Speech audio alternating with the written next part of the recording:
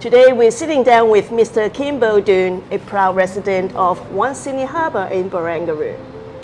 And what is his personal experience of living in the most iconic, prestigious Sydney's waterfront addresses, and how owning a property in here means to him, both emotionally and financially. Good morning, Kymbal. Hi, Patricia. What first attracted you to One Sydney Harbour, and what do you think about the investments here? So going back for me, Barangaroo starts a long time ago. So it starts right back to the days when Lend-Lease put together their original 159 properties out the front of the 3 office buildings. So that's probably about 10 or 15 years ago. And my wife and I missed out on buying at that stage. And so we were always keen to buy into the area. I know Barangaroo because I've worked in the city for a long time.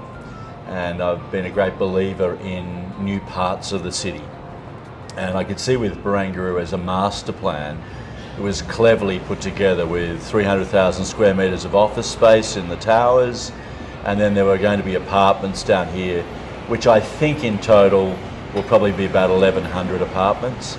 And I always looked at Barangaroo as being a peninsula, a finger peninsula in its own right, because of the split in Kent Street, with it being so much higher and then it's being down towards the water.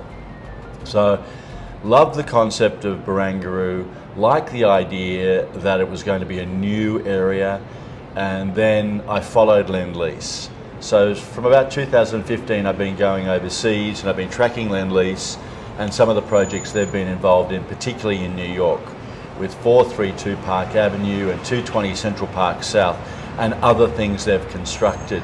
So I've inspected those, I've spoken to buyers that are living there, and I've been satisfied that they know what they're doing.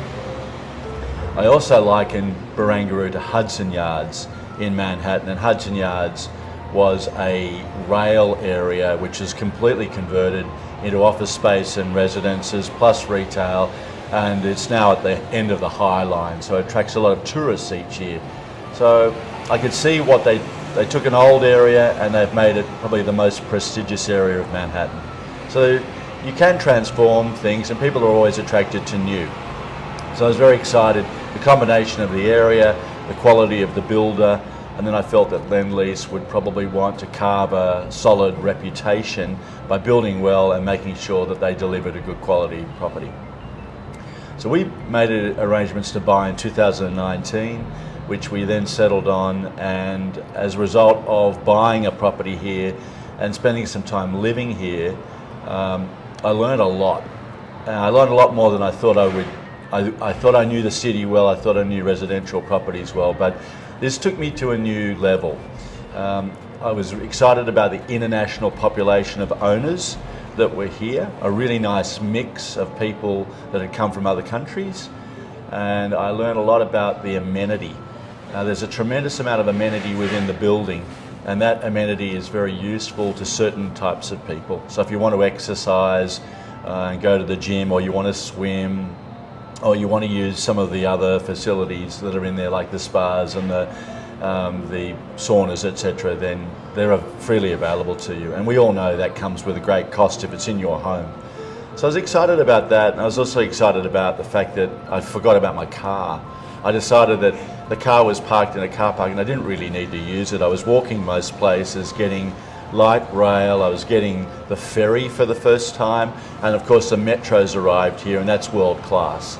So I think what happened to me was I really went from being a suburban person to an urban city person very quickly, and was excited about that and lived a very different life, and an exciting life. So I totally understand why people would invest here, and I do understand why that we've got such an international group of owner-occupiers here. People that in some cases are collecting trophies, and as we both know today in the newspaper, it's revealed who the buyer is of the penthouse, and that property is the most expensive in Australia at $141.5 million, and that's at more than $100,000 a square metre. So it really shows that Barangaroo has come into its own even within Sydney and on an international level. So very excited about it. Excellent. What do you see the future of this investment here compared to what is coming into the precinct? Yeah, I think that the precinct it will only have a finite number of apartments. So the Lend-Lease towers are a little over 800. There was 159 here already, and there'll be another 150 with the Barangaroo Central development, plus 250 odd hotel rooms and then retail. I think what Barangaroo Central will do is it will help link the foreshore park on Sydney Harbour to the office buildings and the residential towers. It will be a mid-level development, which will be nice. I think it'll attract a lot of Australian buyers. I think they'll be quite excited to live here. And it will have a lot of retail, and that retail will probably be food and beverage and amenity for people that live here. So it really completes the puzzle. Yes. And it completes a completely brand new precinct within Sydney on the western side of the harbour. Excellent. Thank you very much for sharing this. No problem at all. Thank you.